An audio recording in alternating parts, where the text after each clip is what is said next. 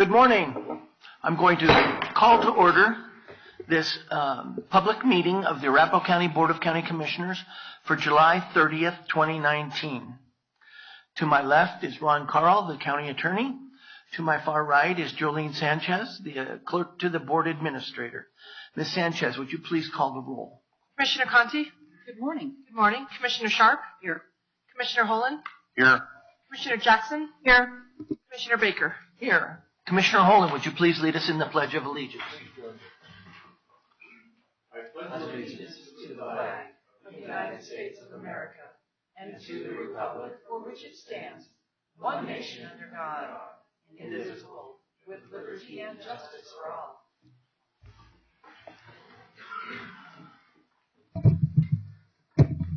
Mr. Carl, are there any modifications to the agenda this morning? There are no modifications to the agenda. I would entertain a motion to adopt the agenda. So moved. Second.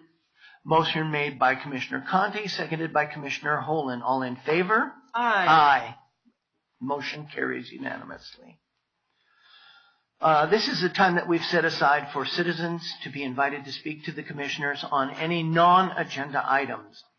There will be a 3-minute time limit per person, and we would ask you to fully identify yourself and your address for the record. Are there any citizens that would like to address the Board of County Commissioners? Okay.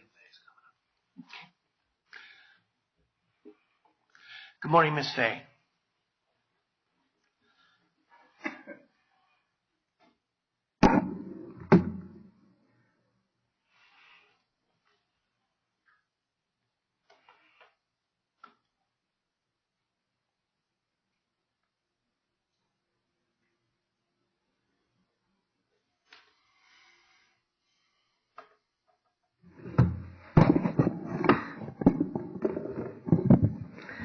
So my name is Michelle Halstead, and I'll be reading for J.M. Fay, 2575 South Syracuse Way, Denver, Colorado, 80231. Commissioners, are you aware our building department has 10 people to handle 8,000 permits in the unincorporated areas? We found this out as our cheap, sleazy HOA decided to hire the same for replacing our stairs, railings, and did it without a permit. Lucky for us, someone suggested we call and find out if they had one, and since they didn't, they got shut down. The funny thing is, the county was forced to give them a permit as the work had started, but the permit does not require them to fix the unsafe conditions straight away. We had one railing missing 9 out of 16 bolts, and the second missing 4 out of 16 bolts, and these are the only stairs we can use to get to the first floor. That is a problem we expect you to fix straight away. Ongoing issues. You were asked several months ago to appoint a DEO for the recall of the clerk as you are required to do under state law. Since you have not, you will be taken to court to get you to do just that, as the DEO also answers questions, sets the rules, etc., and our questions are not being answered. Until our questions are answered, we are not submitting the petition. We sent you and the sheriff 2 letters dealing with disabled parking issues. The sheriff sort of dealt with one partially, but has not solved it due to the other underlying issues. Since this is part of another state law, 42-4-1208, which states, with a state statute, a resolution by a local government and a sign posted, you can have a reserved disabled space. This is a problem. There is no state statute that we are aware of that allows for this unless the county attorney wants to provide the citation. So we have a scenario where our gullible deputies who don't know state law with regards to disabled parking get the call from one of our nasty neighbors who likes to alter disabled parking signs. Yes, we have photos. Say someone is in my spot and our car gets illegally impounded again. Almost a year ago, the same deputies illegally impounded our car through 18 days prior. Another deputy said Colorado does not allow any disabled spaces to be reserved. Laws don't change in 18 days when they are not due to change. So unless you want to do the right thing by us on this issue, this is going to court too. The other issues in the letter have not been dealt with. There is a nice federal law that states you cannot deny someone privileges without providing them due process.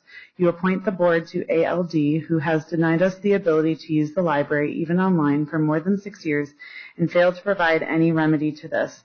If you don't resolve this ASAP, you will be taken to court on this too. Commissioners, as Trump found out Commissioners, as Trump has found out via the courts and his Twitter feed, no one is above the law, and that especially applies to ADA, which does not even give a pass to local governments. Add in the vendetta against us by this county, especially the Sheriff's Department, for more than 23 years, the inability of this county to accept responsibility when they are in the wrong, and you have a huge problem. Thank you for your time today. Thank you, Ms. Fay. Thank you, Michelle. Are there any other citizens that would like to address the Board of County Commissioners this morning? Seeing none, I will close the citizen comment period. We have a number of items on our consent agenda. The commissioners were provided previously summary reports about all of those items. Are there any questions, comments, or concerns about the items on the consent agenda? If not, I would entertain a motion. Mr. Chair, I'll move approval of the consent agenda as presented. Motion made by Commissioner Sharp, seconded by Commissioner Holen. All in favor? Aye. Any opposed or abstentions? Seeing none, that motion carries.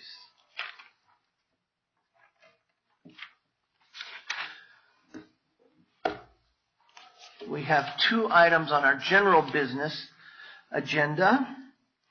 First one is a public hearing, LDC 18-004, Land Development Code Reorganization, New Residential Zone Districts, Development Application Manual, and other amendments. Our presenter will be Jason Reynolds, the current Planning Program Manager, and our attorney on this matter is Robert Hill, the Senior Assistant County Attorney. Mr. Hill, would you please lay the foundation for us? Yes, thank you, Mr. Chair. This is a request to amend the Land Development Code. The request includes adoption of a development application manual.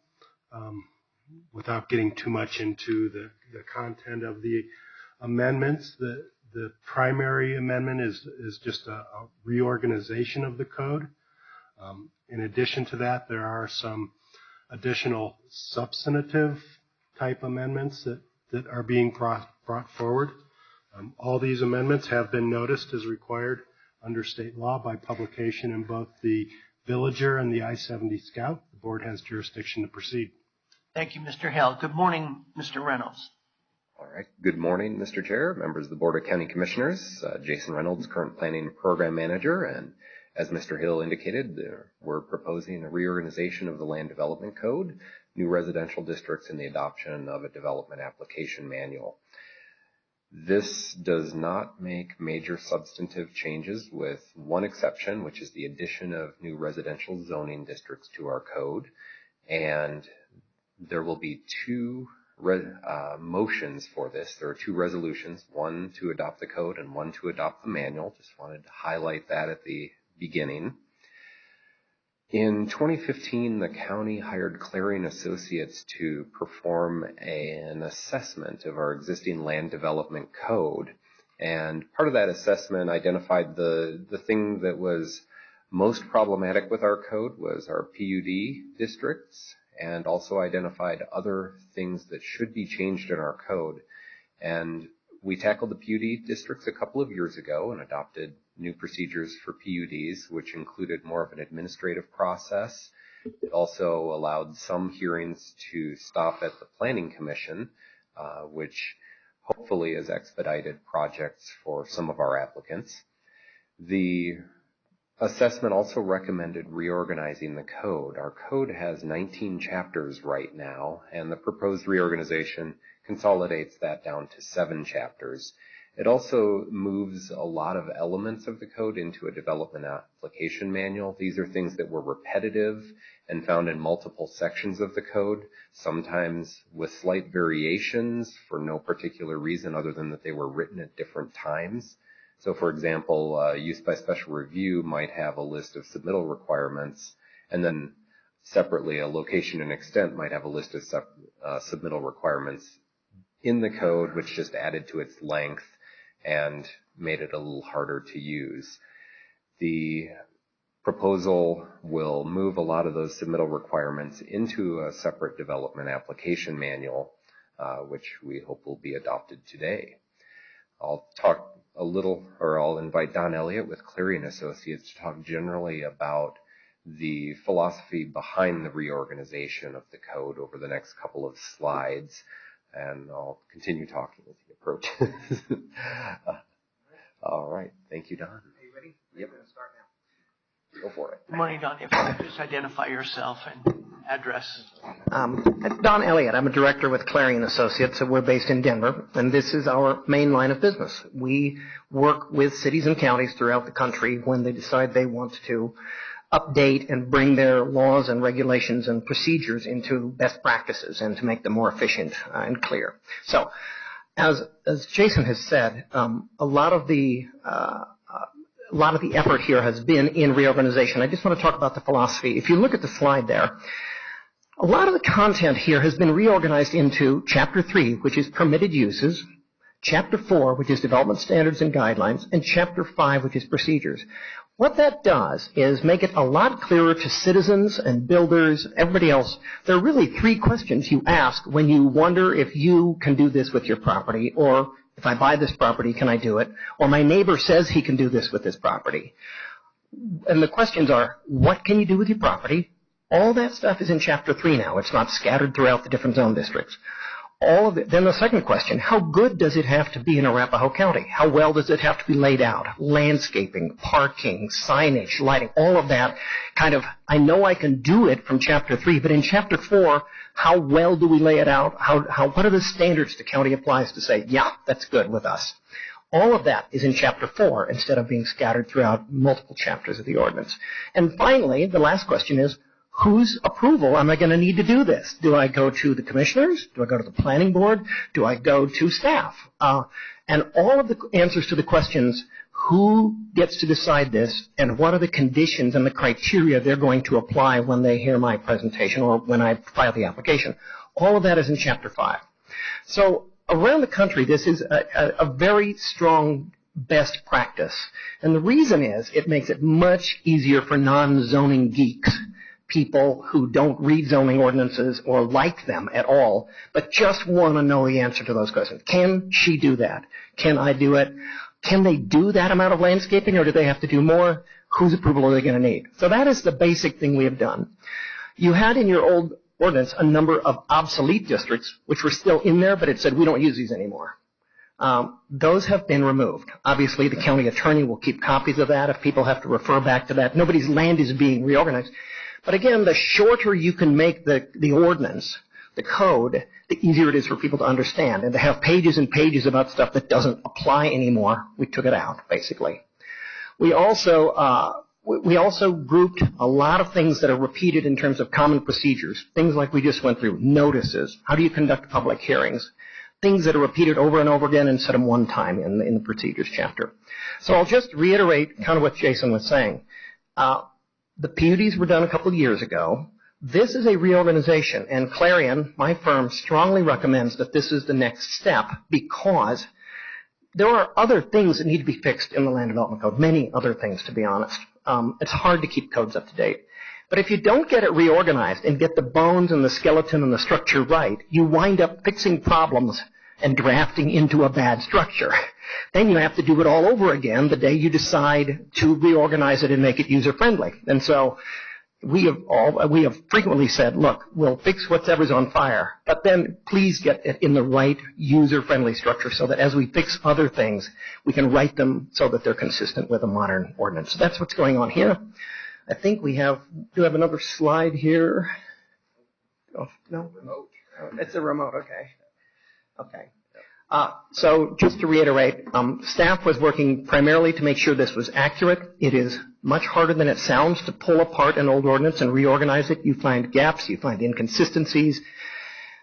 Staff very much wanted to walk in here and it's true, said, look, we're not trying to change the substance here. But we have reorganized a lot of it, so it's accuracy, and a lot of it is in tables and charts that we think make it a lot easier to understand the questions. Frankly, for property owners and investors to understand where they should be buying property in Arapahoe County if they want to do X or Y or Z to make life easy. So I won't read all of this except to reinforce the fact that the intent here has been reorganize it, get the obsolete zones out. We did draft some new residential districts just because the ones you have now were never being used. They were so inflexible that all of your real residential developers were saying, I need to do a PUD. I can't use those districts at all. And we have created those new. Nobody's being zoned into them. Nobody's zoning is being changed. They are put in there in the expectation they will be helpful in the future, that you'll be able to say, when the guy comes in and says, I want to do X, staff will be able to say, we have a district for that. We don't need to negotiate it every time we come in here. So new districts are in here. That's the other substantive change. But the map is not being changed to apply those districts. So nobody's being forced to change their zoning one way or the other. With that, I'll turn it back over to Jason to talk. Oh, I'm sorry. Yes, sure. I'm not sure who he wants to ask it of. No, I just want to make the point that we've been working on this for many, many years, and I know that it's a Herculean effort to accomplish. And I want to commend your firm and, of course, the staff for coming up with a proposal that will reflect a much easier way of adhering to our zoning regulations. And I just appreciate it very much because it helps not only the developer but also those who own the property and have a better way of assessing the information needed to make these kinds of decisions. So thank you both. Thank you. I'll turn it back over to Jason. So part of this process was seeking public input into the codes. This developed from discussions with the development community and with home builders. And as part of the outreach, we contacted the Home Builders Association, who are the end users for the proposed residential zone districts. They're the folks who will be building houses using those codes. And we sought feedback from them before sending it out for general public feedback. And we did receive some comments on the code. The two comments from the Home Builders Association. One was that the townhome lots may be a little too large to be usable for some current townhome configurations. And our response to that is, well, there's always the planned unit development. Right now, the smallest residential lot you can do in Arapahoe County is 40,000 square feet. You have no townhome option without a PUD. And it's something that we can certainly look at in the future if nobody's taking advantage of our townhome zone district, because we do want to make sure that these are usable. And this is a first step towards having some usable zone districts. The second quibble was about rear-loaded garages. There was some concern that alley-loaded garages might be difficult to do in some of the residential zone districts. I will say that you can do an alley-loaded garage. It does have a reduced setback as long as it's a detached structure. If you are doing an attached garage to a single-family home, it would have to meet the single-family home setback. So if the builders are able to do a detached garage, they would be able to have a much shorter setback to the rear property line. We posted this to our website, the final version of the code, on April 18th, and have had it posted there since, as well as the development application manual. We sent out referrals to many agencies, many organizations, homeowners associations, received very few comments. We also presented at the Foursquare Mile Neighborhood Association, who had some concerns, which we can go into when we get into the residential zone districts and some of the specifics. And we also, as required by law, published it in the newspapers and the Scout, and it was certainly noticed in the Scout. I did receive some feedback from someone who saw it in the Scout with questions about one of the zone districts. Ultimately, they elected not to submit written comments on the matter, so hopefully their questions were answered. That overall is the public notice, and then I'll let Don get into the specifics of the reorganization. And I'll say, just starting off, there's two elements of the code that I'm really excited about. One, I should make a more excited sounding voice, I guess, but one element that I'm absolutely thrilled about is that we have a single use table for all the zone districts. This allows us to answer one of the most common questions we get. where can I do a certain kind of use? So now instead of paging through 6 or 7 chapters, looking at each of the lists of uses, we can look at a single table in one location and go across the rows or the columns to see where that use is permitted in Arapahoe County. The other thing we did is Chapter 5 has a table of what the process is and what the notification requirements are for each application. I had mentioned earlier that you had lists of submittal requirements. You also had different lists of public notice requirements and who decides what type of application, whether it's the staff, the Planning Commission, the Board of County Commissioners. That is now all in a single table in Chapter 5, so there's no more paging between chapters and potentially making mistakes when crafting public notice for certain applications. So really excited about those two in particular, and now I'll turn it over to Don again. Well, I will not take much time on this.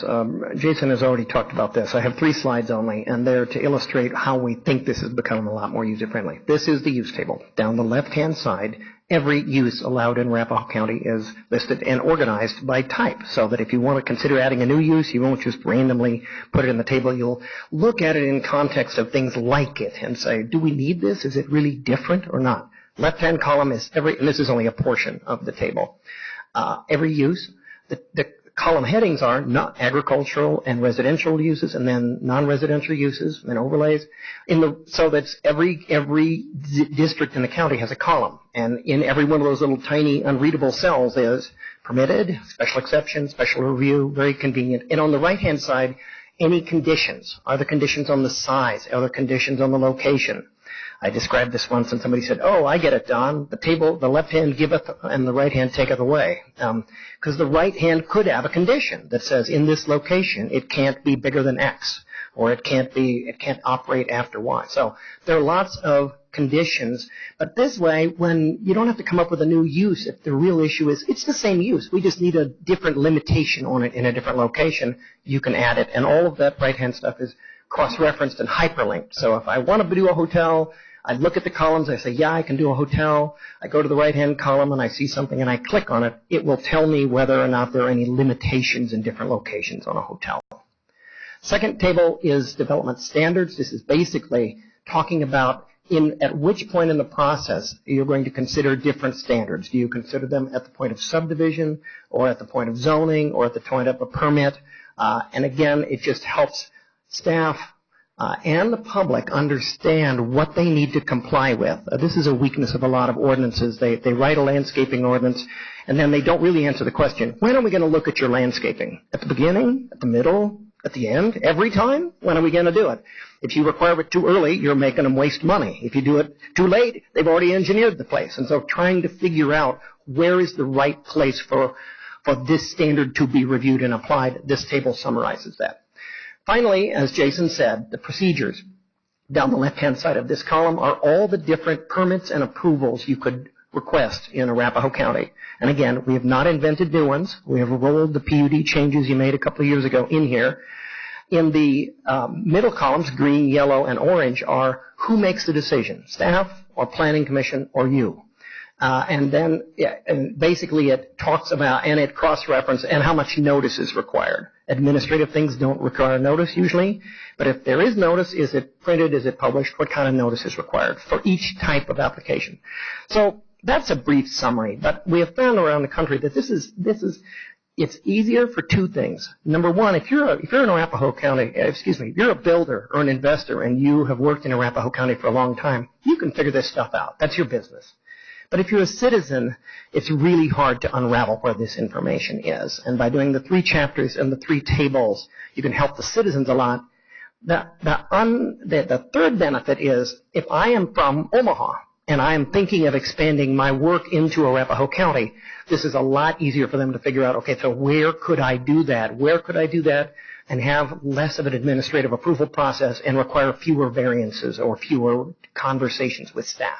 So for all those reasons, I'll turn it back over to Jason, and glad we're here today. Thanks. Thank you, Don.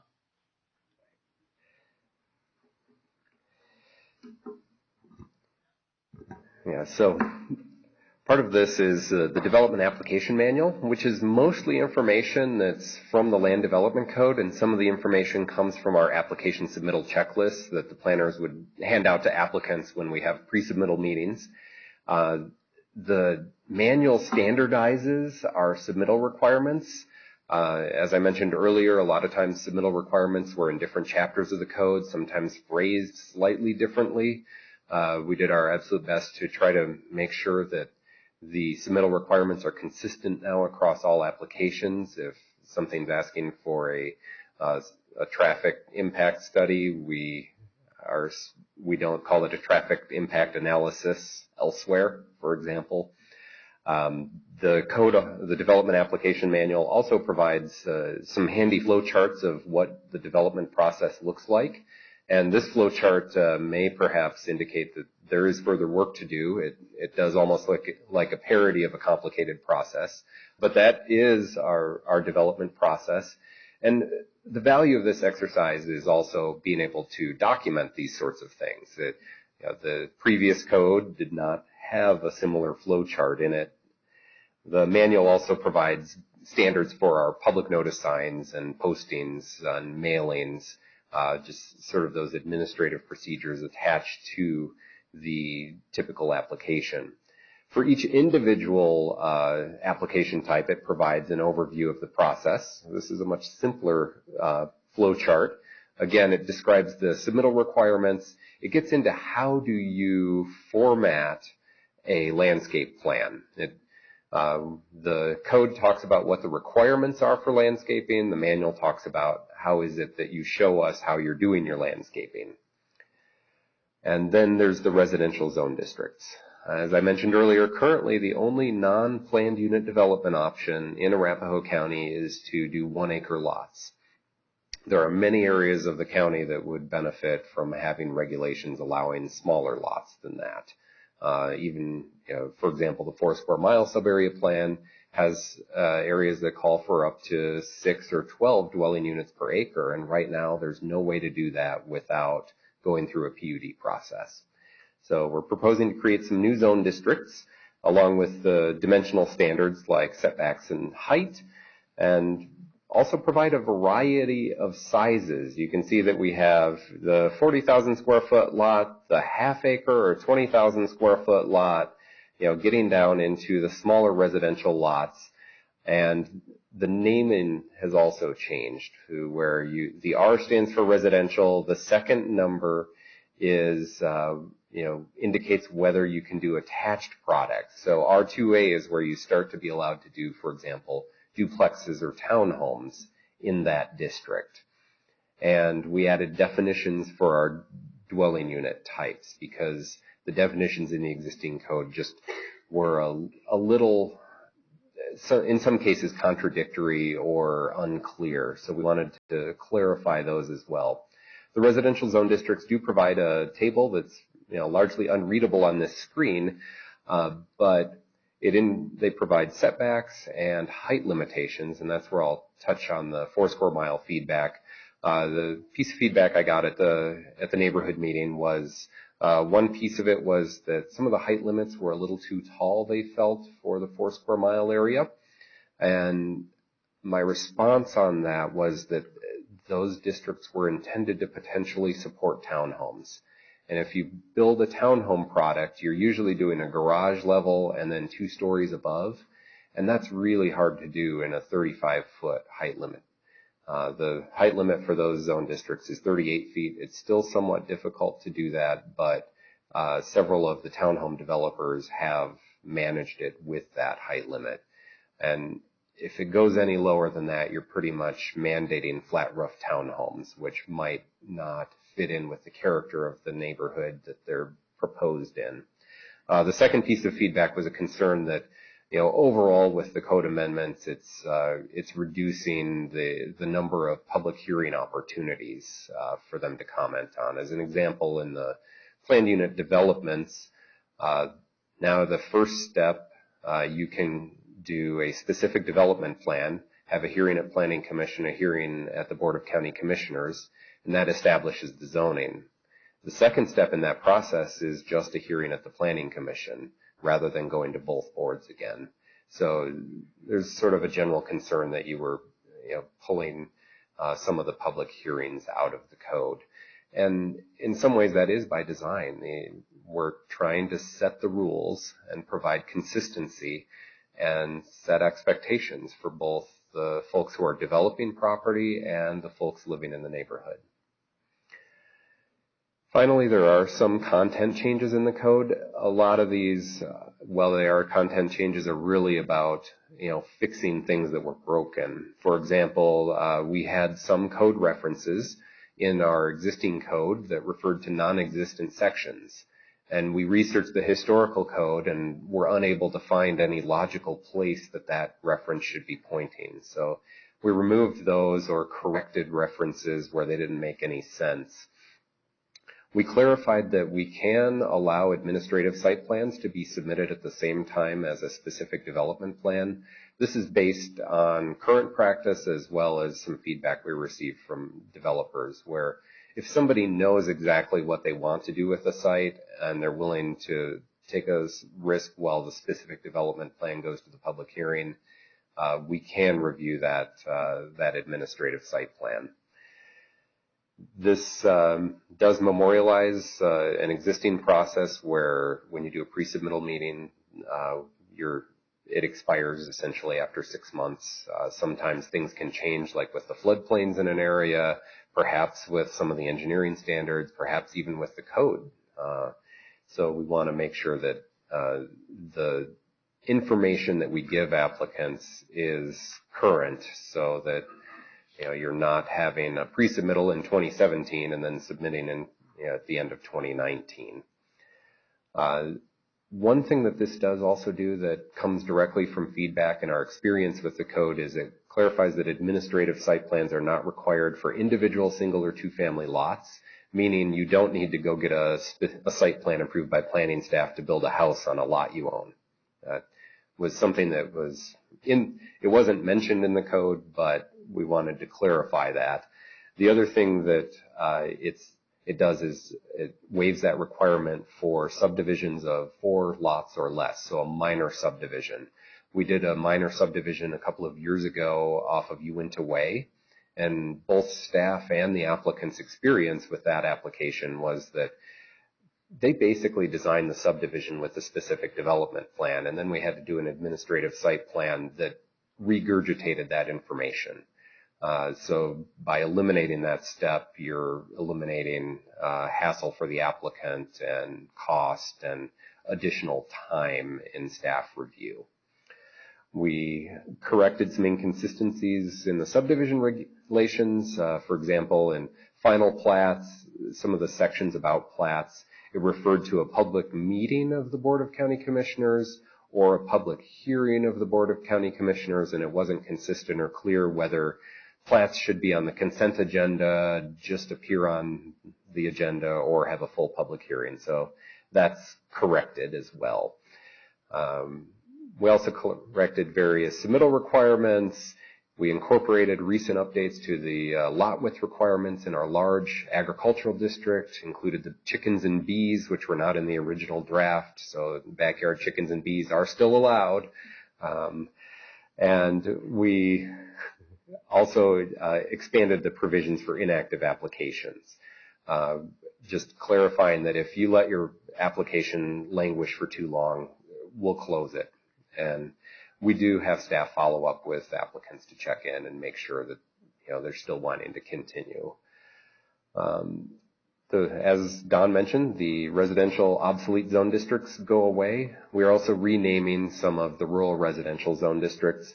The chapter with these 3 zone districts, A2, RA, and RE, is titled Rural Residential Zone Districts.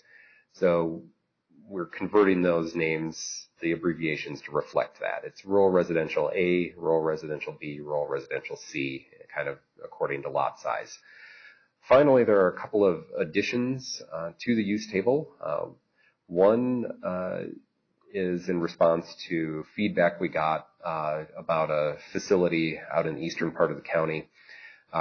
which dealt with some manufacturing of agricultural products on site. The use table allows the manufacturing associated with any agricultural commodity to occur on that site.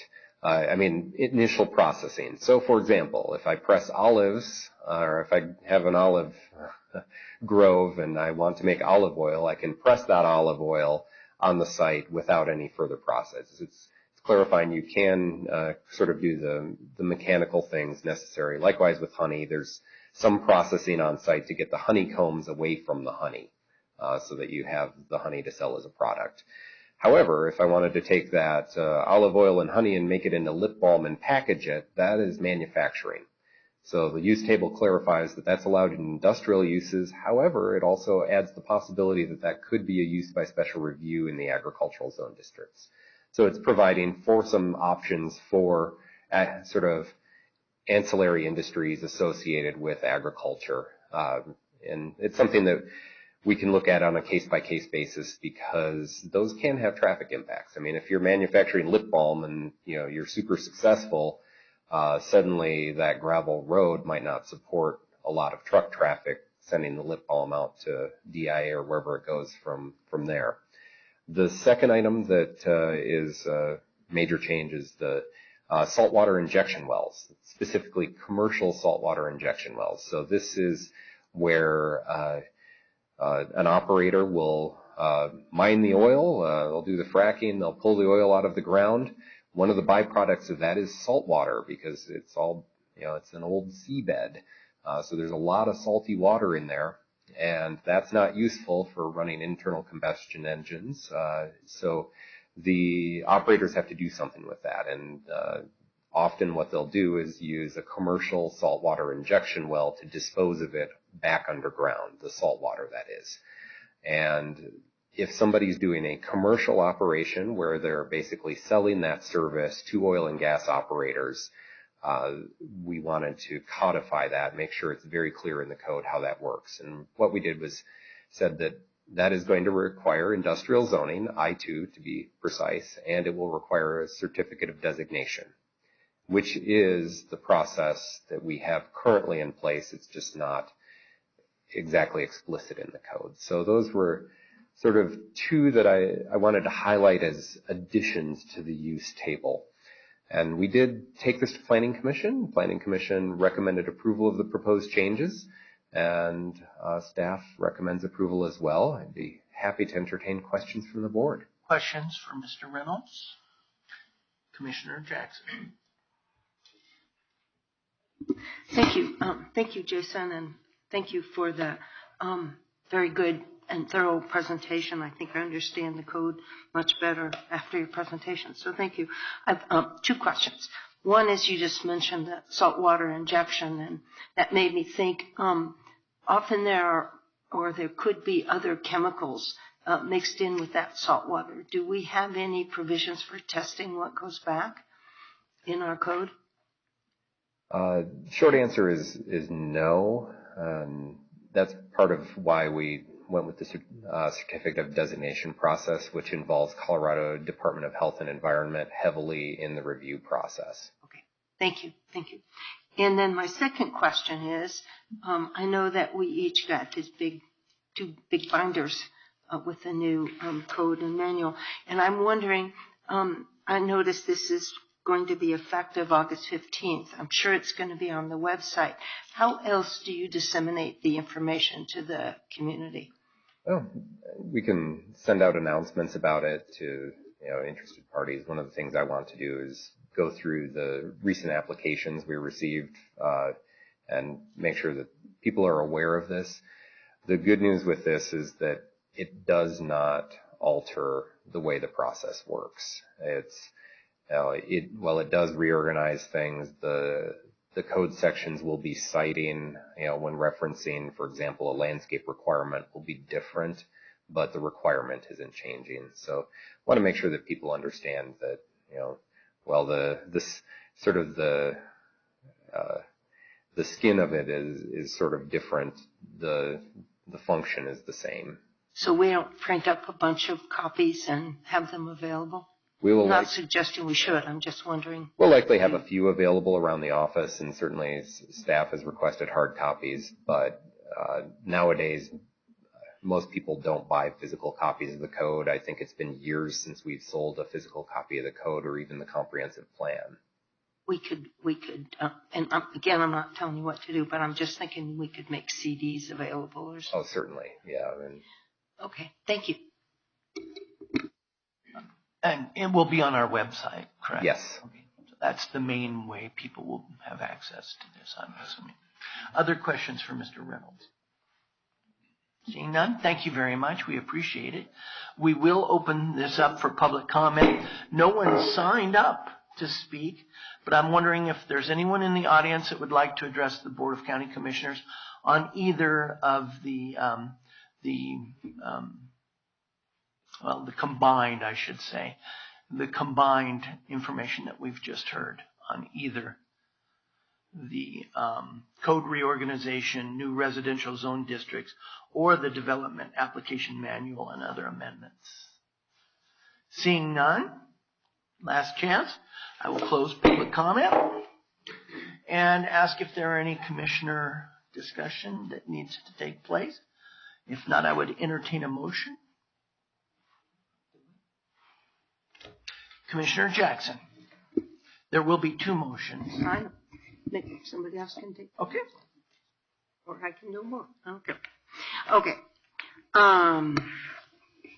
In the case of LDC 18-004, Reorganized Land Development Code, New Residential Zone Districts, and Development Application Manual, I think I'm reading the right one. I have reviewed the board's summary report, including all exhibits and attachments, and have listened to the staff presentation and public comment as presented at the hearing. I thereby move to approve this application to adopt the Reorganized Land Development Code and the new residential zone districts, and to incorporate other amendments as described in the board's summary report and attached exhibits, based on the findings in the staff report and subject to the following conditions. I don't know if I read the note. I'll just read the note. It says, note, any changes to be incorporated into the new land development code should be incorporated into the conditions of approval as changes to be made prior to the publication of the code. So, the following conditions. Number 1, minor modifications to correct typographical errors, formatting, cross-references, and similar minor changes are hereby to be undertaken by staff prior to publication of the adopted code. 2, the effective date of the Land Development Code as amended will be August 15th, 2019. Second the motion. Motion made by Commissioner Jackson, seconded by Commissioner Holman. Any further discussion? All in favor? Aye. Any opposed or abstentions? Seeing none, that motion carries unanimously. There is a second motion concerning the proposed adoption of the Development Application Manual as part of the process to reorganize the Land Development Code. Mr. Chair, I'll make that motion. Commissioner Conti. In the case of LDC 18-004, Reorganized Land Development Code, New Residential Zone Districts, and Developmental Application Manual, I have reviewed the board's summary report, including all exhibits and attachments, and have listened to the presentation and the public comment as presented here at the hearing. I hereby move approval of this application to adopt the Development Application Manual as part of the process to approve a reorganized land development code based on the findings of the staff report and subject to the following conditions. And once again, we have the same note that any changes to be incorporated into the new application development manual should be incorporated into the conditions that are here. Condition number 1, minor modifications to correct typographical errors, formatting, cross-referencing, and similar minor changes are hereby to be undertaken by the staff prior to publication of the adopted code. Number 2, the Director of Public Works and Development is hereby authorized upon prior notice of the Board with approval of the County Attorney to make changes or additions to the Development Application Manual as appropriated to provide necessary explanation, clarification of existing land development code application requirements, or for the modifications to the formal requirements for plan and plat exhibits. However, any proposed changes or additions which may affect any substantive or procedural requirements of the Land Development Code, or that otherwise conflict with any specific provisions of the Land Development Code, shall only be made in conjunction with a concurrent code amendment and in compliance with the applicable requirements of law. Number 3, the effective date of the Development Application Manual will be August 15th, 2019. Motion made by Commissioner Conti, I'll second. seconded by Commissioner Sharp. Any further discussion? All in favor? Aye. Any opposed or abstentions? Seeing none, that motion carries unanimously as well. Thank you very much for staff's hard work on all of these changes, and also for our consultant. We really appreciate your help on this. Thank you. The second public hearing that we have is for case number PF 19-002. This is Copperleaf 22 final plat. And our presenter will be Bill Skinner, Senior Planner, Public Works and Development, and our attorney is once again Robert Hill, the Senior Assistant County Attorney. Mr. Hill, would you please set the foundation for us? Yes, thank you, thank you, Mr. Chair.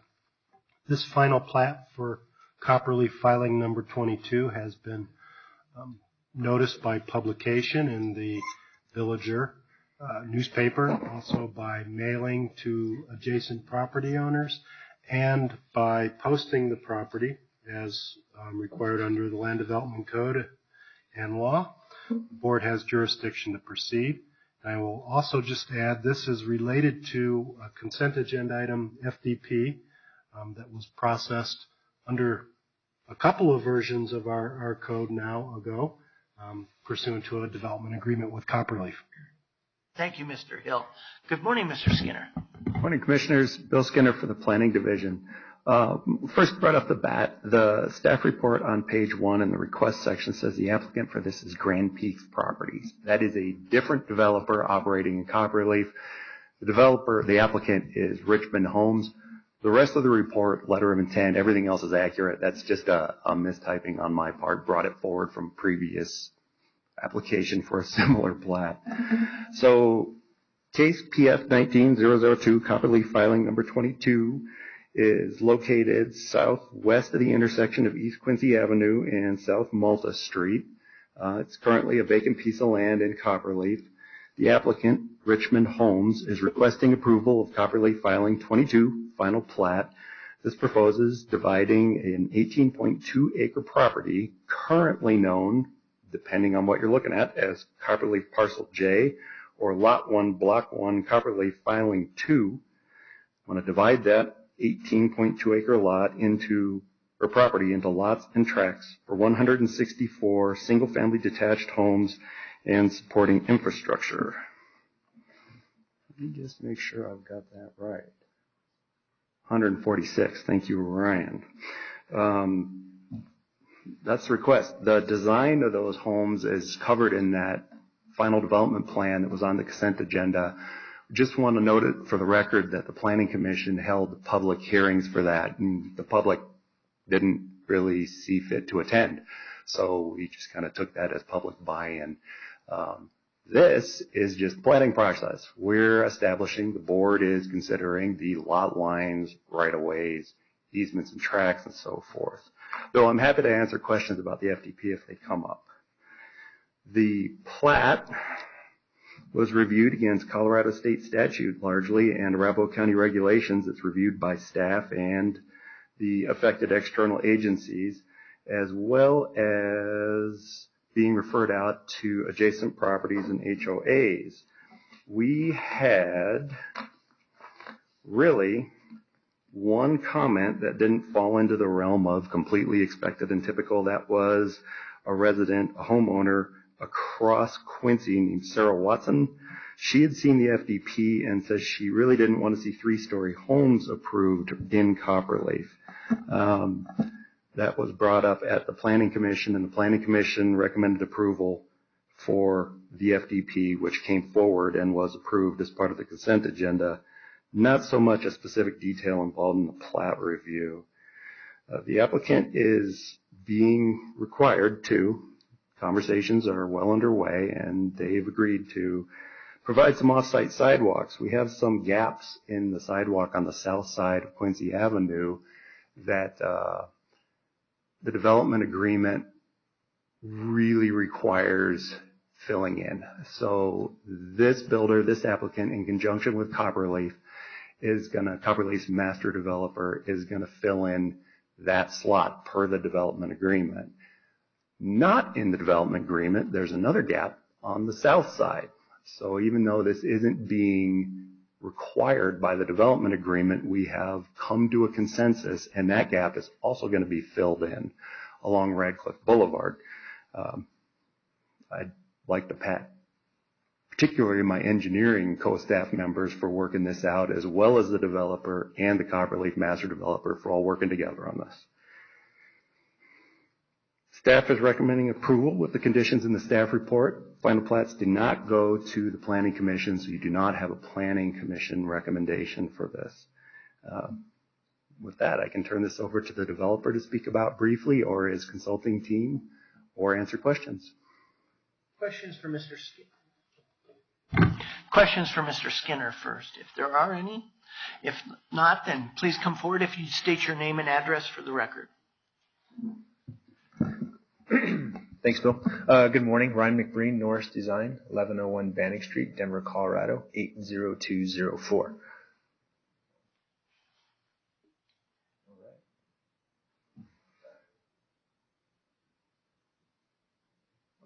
There we go. All right, love it when technology works. Good morning. I will keep this very brief. We think this is pretty straightforward. You all have been part of Copperleaf for a long time. As you can see, we're in filing 22. There's a lot going on. I'm sure you've been out there, and earth's moving, houses are going up, people are living and loving it, and it's turned out to be a great community. So we're excited to bring this next iteration, this next project to you all. As Bill mentioned, it is a plat, but figured you might like a little bit more detail what's going on with this project. As you know, there's a variety of housing types. Recently approved a multifamily project up there, but this one is providing single-family home types. We're looking at doing 146 units. Roughly 76 are going to be an alley load product, which means there's an alley behind them, garage access from the rear. And the front is more of your typical front load single-family detached home. As Bill mentioned, we're not asking for any waivers or anything above and beyond what is approved within our underlying zoning, the Copperleaf PDP, including our uses, the density, the height, setbacks, parking. Everything is in conformance with that, and I think Bill and staff agreed with that. You've already seen this graphic. I know everybody kind of likes to see the pretty picture, so you can kind of understand what's going on a little bit better there. But as Bill pointed out, committed to updating, carrying the improvements of the sidewalk along Quincy to the west there. You can see that kind of tree-lined area there. Those improvements are going to be built as part of this filing 22 development. Within the project itself, the smaller square boxes on the north side of the project, those are the alley load product there. And then to the south, kind of the south half roughly, are the single-family detached. Access will be taken from Radcliffe and Malta Way on the east and south side, respectively. Access to the trail network and the open space to the south. Just to the south of this filing, recently location extents of a dog park the community's been asking for was approved, so that's on the south side there, so that's underway. So that is it in a nutshell. It's pretty simple and straightforward, we think, today, but obviously we're here to answer questions. We have Jason Pock from Richmond Homes is here, as well as the Franks, who you've seen a time or two as well in here. So thanks for your time, and let us know if you have any questions. Thank you. Questions for the developer, for Ryan? No questions? Thank you very much. This is a public hearing. No one's signed up to speak, but I will open the public hearing for public comment. If there are any citizens that would like to address the board on this issue, please make yourself known. Seeing none, I will close public hearing, public comment, and ask for any additional commissioner comments or discussion. If not, I would be honored to make this motion myself. In the case of PF 19-002, Copperleaf Filing Number 22 Final Plat, I have reviewed the staff report, including all exhibits and attachments, and have listened to the applicant's presentation and any public comment as presented at the hearing, and hereby move to approve this application based on the findings in the staff report, subject to the following conditions. 1, prior to signature of the final copy of these plans, the applicant must address Public Works staff comments and concerns.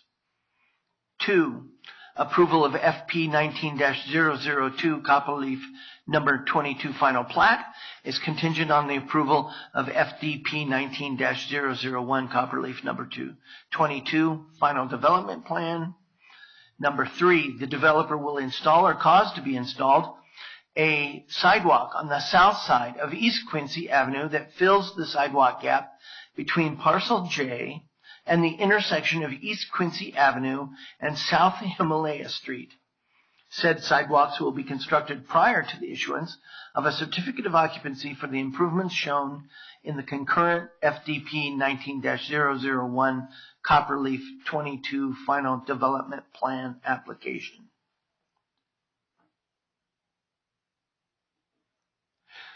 4, the developer will install or cause to be installed a sidewalk on the north side of East Radcliffe Parkway that fills the sidewalk gap between the western edge of Parcel J and existing sidewalk installed on the north side of East Radcliffe Parkway.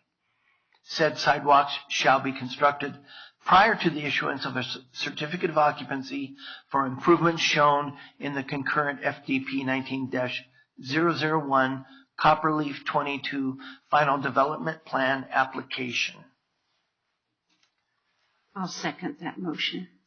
Motion made by Commissioner Baker, seconded by Commissioner Sharp. Any further discussion? Seeing none, all in favor? Aye. Any opposed or abstention? Seeing none, that motion carries unanimously. Thank you, everyone, for being here this morning. Are there any commissioner comments this morning? Yes. Thank you. We are adjourned.